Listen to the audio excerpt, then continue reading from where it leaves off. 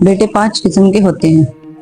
پہلے وہ جنہیں والدین کسی کام کو کرنے کا حکم دیں تو وہ کہنا نہیں مانتے ہیں، یہ آنکھ ہیں۔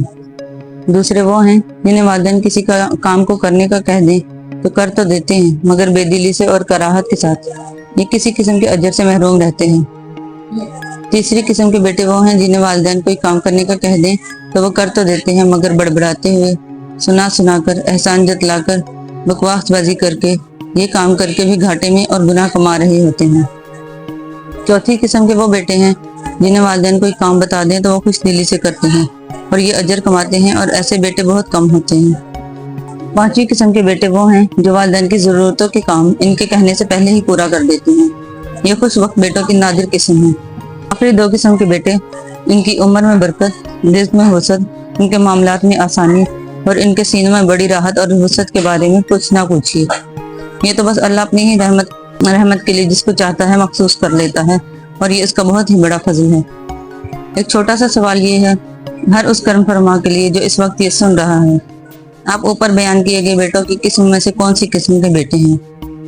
بھاگ کر اپنے ماں کے سر پر بوسہ دینے سے پہلے اپنے آپ سے یہ پوچھے اور دیکھیے کہ والدین کے ساتھ بر یا حسن سلوک یا راست بازی کیا ہوتی ہے۔ یہ حسن سلوک ماں یا باپ کے سر پر ایک بوسہ لینے یا دینے کا نام نہیں ہے، نہ ہی ان کے ہاتھوں پر یا حتیٰ کہ ان کے پاؤں پر بوسہ دے لینے کا نام نہیں ہے۔ کہیں یہ کر کے آپ اس گمان میں نہ پڑ جائیں کہ آپ نے اللہ تعالیٰ کی رضا کو پا لیا ہے۔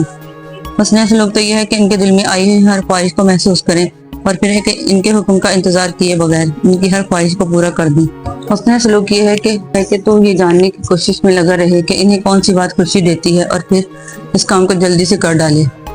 اور تو اور یہ جاننے کی کوشش کرے کہ انہیں کس بات سے دکھ پہنچتا ہے اور پھر اس بات کو کوشش میں رہے کہ وہ تجھ سے ایسی چیز کبھی سرزد نہ ہو۔ حسن سلوک یہ ہے کہ تجھے ان کا احساس ہو اور تو ان کے لیے بات چیت کا وقت نکالتا ہو،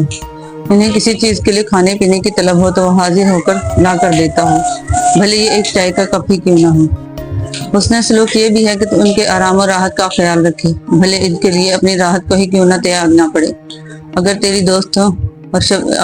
دوستوں میں شب بیداری انہیں شاک گزرتی ہے تو تیرا جلدی سو جانا ان کے ساتھ ایک حسن سلوک کی مثال ہے۔ حسن سلوک یہ بھی ہے کہ ان کی خاطر اپنی دعوتیں ضیافتیں چھوڑ دے، اور اگر ان کے ساتھ تیرا میل جول متاثر ہوتا ہے تو